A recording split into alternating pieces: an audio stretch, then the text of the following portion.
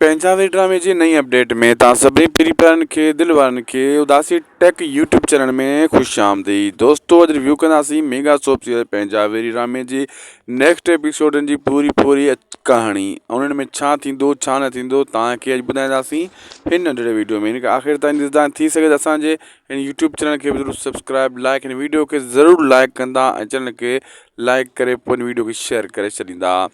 दरअसल दोस्तो हाणे तव्हां ॾिठो त जंहिंमें हसीना बेगम पंहिंजी कोशिशि करे रही आहे त कीअं बि तरीक़े सां सांवल जी घरवारी खे पंहिंजे हथी को कयां उन खे उहो मुंहिंजा आर्डर मञे चाकर जा आर्डर न मञे सांवल जी भेण यानी चाकर जी घरवारी। अहिड़े हिसाब सां होॾां सिकू जेको आहे उहो ॾिसो तव्हां न कीअं पंहिंजे सौटनि सां विढ़ी वियो आहे उहो अलॻि थी वियो आहे। होॾां हैदर वरी सांवल सां विढ़ी वञे पंहिंजे सौटनि सां विढ़ी अलॻि थियो आहे। यानी हो हुननि सां वञी मिलंदो हो हुननि सां वञी मिलंदो ईअं दुश्मन जो दोस्त थींदो। अहिड़े हिसाब सां हिक ॿिए जा ही पेर कढंदा। जाबर वारा सांवल जे सौट खे पाण सां मिलायूं वेठा आहिनि ऐं सिकू जेको आहे उहो चाकर ख़ान ऐं वञी सांवल वारनि सां मिलंदो ऐं अहिड़े हिसाब सां इन्हनि जा कम थींदा। अॼु जो वीडियो पुॻो पंहिंजी पुॼाणी ते उदासी टेक यूट्यूब चैनल खे ज़रूरु सब्सक्राइब लाइक शेयर करे छॾींदा। अल्लाह हाफ़िज़।